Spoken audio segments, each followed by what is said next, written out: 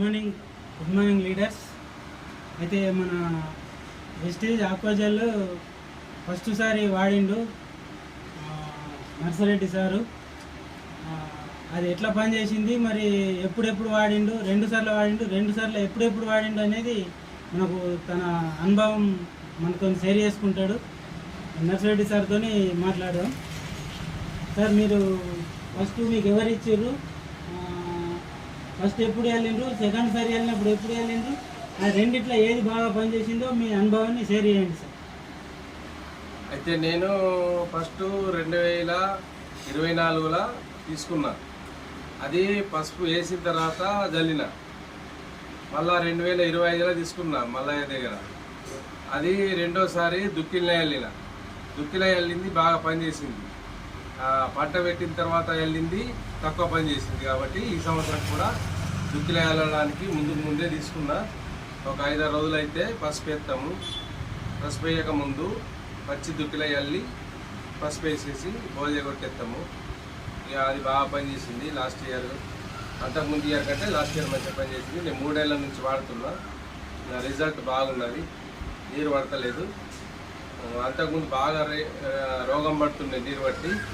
ఇప్పుడు ఆ పరిస్థితి లేదు. లాస్ట్ ఇయర్ అయితే బాగా పంట వచ్చింది పసుపు. ఓకే, నేను ఇది 3 సంవత్సరాల నుంచి వాడుతున్నా అండి. ఫస్ట్ 2024లో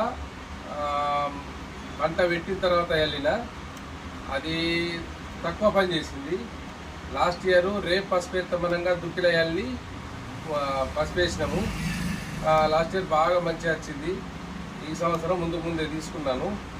ఈ సంవత్సరము ఇక ముందే పసుపు వేయకముందే వెళ్ళి బోయ కొట్టుకుంటా పసుపు వేసేస్తాము.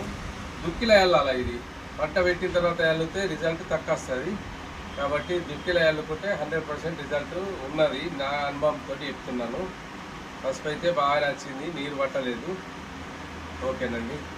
ఇది వేరే రైతులందరికీ సజెషన్ చేయొచ్చు సార్? మరి చేయొచ్చు 100% చేయొచ్చు. నేను ఏదాన్ని గుడ్డిగా నమ్మను. దీని ఒక్కటి మాత్రము నా అనుభవంతో చెప్తున్నా. ఖచ్చితంగా నీరు పట్టేటోళ్ళు, పసుపు రోగం పడేటోళ్ళకైతే ఇది బాగా పనిచేస్తుంది.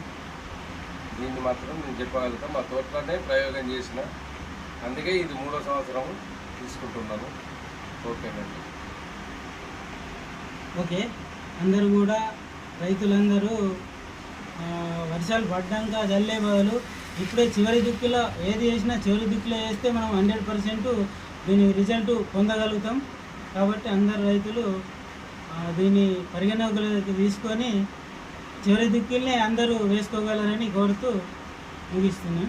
Thank you. Wish you. Good morning leaders. చూడండి, మన పెద్ద రైతు నర్సరెడ్డి సారు మన ఆక్వాజెల్ 2 సార్లు వాడిండు. 2 సార్లు వాడితే పోయినసారి పంట వేసినాక నీరు పట్టిన తర్వాత వర్షాలు ఎక్కువ అయినప్పుడు వాడిండు. కానీ అది ఎక్కువ పని చేయలేదు. రెండోసారి దుక్కిల్నే లాస్ట్ చివరి దుక్కిలో వాడిండు. అది బాగా పనిచేసిందని ఈసారి కూడా చివరి దుక్కిల్లో వేయడానికి ఇప్పుడు మన దగ్గర తీసుకున్నాడు. కాబట్టి రైతులు ఏమనుకుంటున్నారంటే వర్షం ఎక్కువ పడితే నీరు పట్టినప్పుడు చూస్తేవా అని అనుకుంటారు.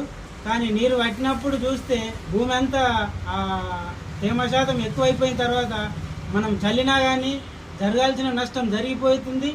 మనం చల్లినా కానీ అది ఎక్కువ పని చేయకుండా పోతుంది. మనం చేసేదేదో ముందే చేస్తే అది 100% మనం దాని బెనిఫిట్ తీసుకోగలుగుతాం. Okay, thank you. Wish you well.